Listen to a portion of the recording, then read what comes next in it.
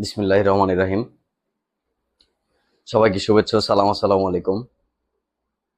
আজকের ঢাকা বিশ্ববিদ্যালয়ের যে চিত্র, আজকের ঢাকা বিশ্ববিদ্যালয়ের যে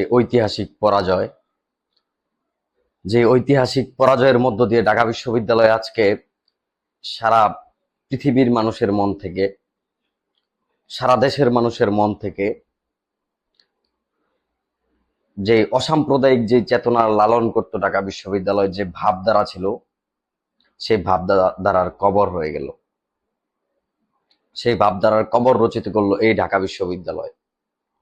এই ঢাকা বিশ্ববিদ্যালয়ের বর্তমান প্রশাসন, এই ঢাকা বিশ্ববিদ্যালয়ের বর্তমান প্রশাসনের ছত্রছায়ায় বেড়ে ওঠা, ছত্রছায়ায় থাকা কিছু উন্মাদ, কিছু উগ্র মানুষজন।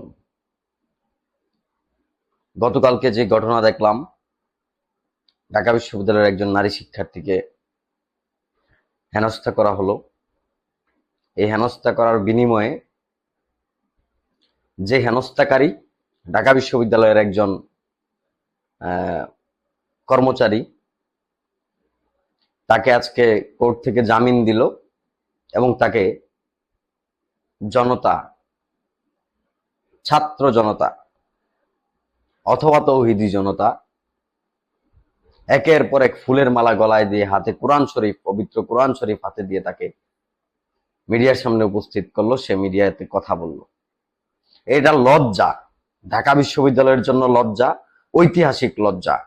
এই লজ্জায় ঢাকা বিশ্ববিদ্যালয়ের আত্মহত্যা করা উচিত। এই লজ্জায় ঢাকা বিশ্ববিদ্যালয়ের আত্মহত্যা করা উচিত। ঢাকা বিশ্ববিদ্যালয় যদি একটা মানুষ হতো, ঢাকা বিশ্ববিদ্যালয় যদি একটা প্রাণী হতো, তাকে আত্মহত্যা করা উচিত ছিল। যে ঢাকা বিশ্ববিদ্যালয় সকল সময় বাংলাদেশকে পথ দেখিয়ে নিয়ে গেছে, সকল সময় অসাম্প্রদায়িক বাংলাদেশের স্বপ্ন লালন করেছে, আদর্শ লালন করেছে, সেই ঢাকা বিশ্ববিদ্যালয়ের এই ঘটনা সারা পৃথিবীর ঢাকা বিশ্ববিদ্যালয়ের শিক্ষার্থীদেরকে, সাবেক শিক্ষার্থীদেরকে আশাহত করেছে, কষ্ট দিয়েছে। ঢাকা বিশ্ববিদ্যালয়ের প্রশাসনের উদ্দেশ্যে বলতে চাই, আপনারা বর্তমান সময়ে যেই উগ্রবাদিতা লালন করছেন, উগ্রবাদিতার প্রকাশ করছেন, আপনাদের শিরোমণি ঢাকা বিশ্ববিদ্যালয়ের যে বর্তমান ভিসি, অদক্ষ, অযোগ্য, যে নিয়াজ মোর্শেদ না কি নাম ওনার, আই ডোন্ট নো, আমি নাম জানতে চাই না, নাম শুনতেও চাই না। আপনারা ঢাকা বিশ্ববিদ্যালয়ের মানে ইতিহাসে সবচেয়ে জঘন্যতম প্রশাসন। আপনারা ঢাকা বিশ্ববিদ্যালয়ের ইতিহাসে কখনো নাই যে সরকার বদল হওয়ার পর কিংবা একটা ঘটনার প্রেক্ষিতে হাজার হাজার শিক্ষার্থীদের শিক্ষা কার্যক্রম প্রশাসন কর্তৃক ব্যাহত হয়। আপনারা সেই প্রশাসন, ইতিহাস আপনাদেরকে মনে রাখবে, যারা আপনারা নিজ হাতে লক্ষ লক্ষ হাজার হাজার শিক্ষার্থীদের জীবন নষ্ট করে দিয়েছেন।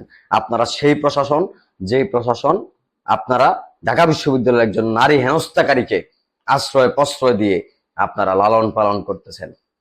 আপনাদেরকে হুঁশিয়ার এবং সাবধান করে দিতে চাই।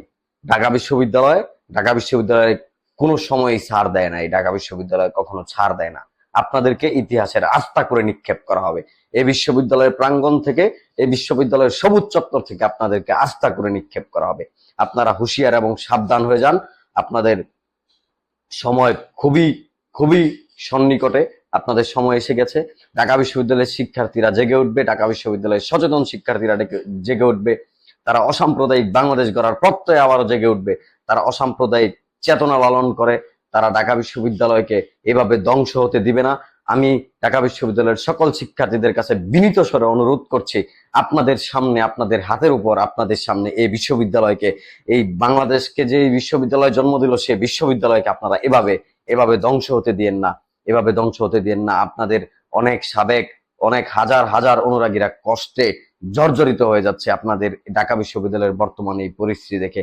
আমি ঢাকা বিশ্ববিদ্যালয়ের প্রশাসনের প্রতি তীব্র নিন্দা জানাচ্ছি, এবং যারা এই তৌহিদি জনতা নামদারি অথবা এই কতিপয় ছাত্র জনতা নামদারি, যারা এই মানে কি বলে, এটা নিকৃষ্ট কর্মকাণ্ডের সাথে জড়িত, আমি তাদের প্রতি তীব্র নিন্দা জানাচ্ছি।